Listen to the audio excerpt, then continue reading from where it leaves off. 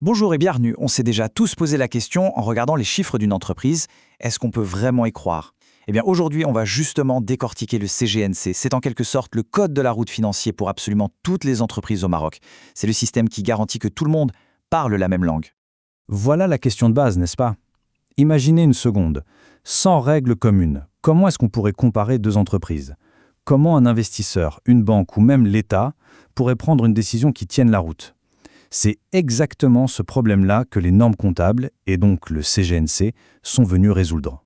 Et donc, la solution au Maroc, elle a un nom, le CGNC. Le mieux, c'est de voir ça comme un dictionnaire et une grammaire, mais pour la finance. Ça permet d'être sûr que quand une entreprise parle de ses profits, de ses actifs ou de ses dettes, tout le monde comprend la même chose. Au fond, le mot-clé, c'est la transparence. Alors voilà le programme pour comprendre tout ça. D'abord, on va voir pourquoi ce langage commun est si crucial. Ensuite, on va s'attaquer à son but ultime, ce qu'on appelle l'image fidèle. Après, on verra les règles du jeu, les fameux 7 principes de base. On enchaînera avec les documents concrets qui racontent l'histoire de l'entreprise et on terminera en voyant pourquoi, au final, tout ça est si important. Allez, on plonge dans le vif du sujet. Sans le CGNC, chaque entreprise pourrait en théorie inventer ses propres règles pour compter son argent. Franchement, ce serait un chaos total, impossible de s'y retrouver. Le CGNC, lui, vient mettre de l'ordre dans tout ça, avec des règles claires et surtout les mêmes pour tout le monde. Et attention, ce langage, il n'est pas du tout réservé aux comptables, loin de là. En fait, c'est le point de rencontre de tout un tas d'acteurs. Les dirigeants, eux, s'en servent pour savoir où va l'entreprise. Les investisseurs, c'est leur outil pour décider où mettre leur argent. Les banques l'utilisent pour savoir si elles peuvent prêter sans trop de risques. Et même les fournisseurs, ils veulent juste s'assurer qu'ils vont être payés. C'est vraiment un outil de dialogue économique essentiel. On passe maintenant à ce qui est sans doute le cœur de la philosophie du CGNC. Parce qu'on ne suit pas ces règles juste pour le plaisir de suivre des règles. Non. L'objectif, il est bien plus ambitieux que ça. Il s'agit d'atteindre ce que le code appelle l'image fidèle. Cette phrase, c'est un peu l'étoile polaire de toute la compta au Maroc. L'idée, c'est qu'à la fin, n'importe qui lisant les rapports financiers doit avoir une vision juste, honnête et claire de la réalité de l'entreprise. Ce n'est pas seulement une affaire de chiffres, c'est une affaire de vérité.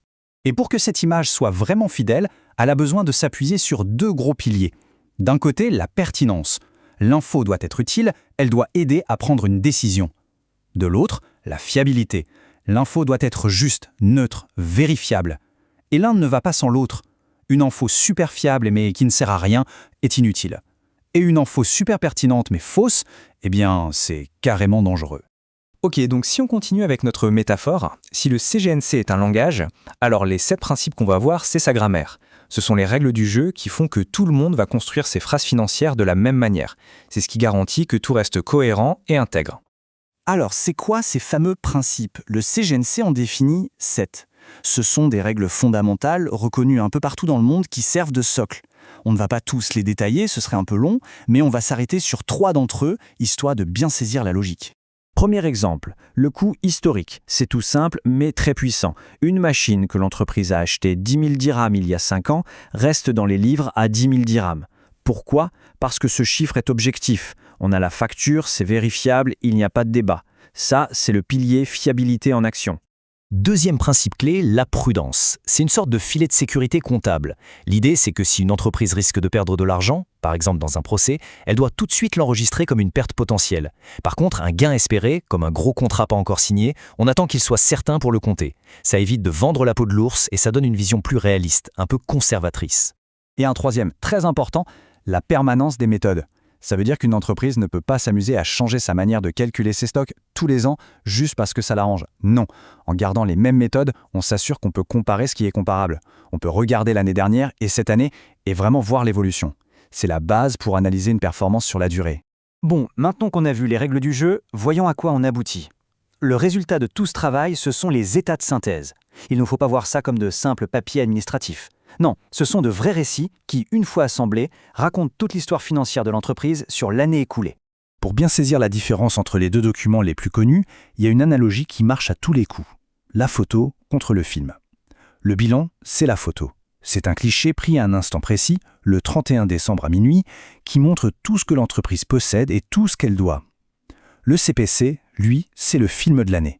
Il déroule toute l'histoire du 1er janvier au 31 décembre et montre comment l'entreprise a gagné ou perdu de l'argent. Et dans la boîte à outils du CGNC, il y a un document super intéressant qui s'appelle l'État des soldes de gestion, ou ESG. Il décompose la création du profit étape par étape, un peu comme une cascade. On part de la marge commerciale, puis on regarde la richesse que l'entreprise a vraiment créée, c'est la valeur ajoutée, puis on arrive à la performance pure de son activité, et ainsi de suite jusqu'au résultat final. Pour analyser une boîte, c'est un outil vraiment puissant. Mais le puzzle n'est pas encore complet. Il manque 2 pièces essentielles pour avoir la vue d'ensemble. D'abord, le tableau de financement, qui est un peu le détective de l'argent. Il retrace d'où vient le cash et où il est parti. Et puis, il y a l'éthique. L'éthique, c'est un peu les notes en bas de page d'un livre. Ça explique tous les règles du jeu, les choix comptables qui ont été faits, bref, tous les détails pour vraiment comprendre les chiffres.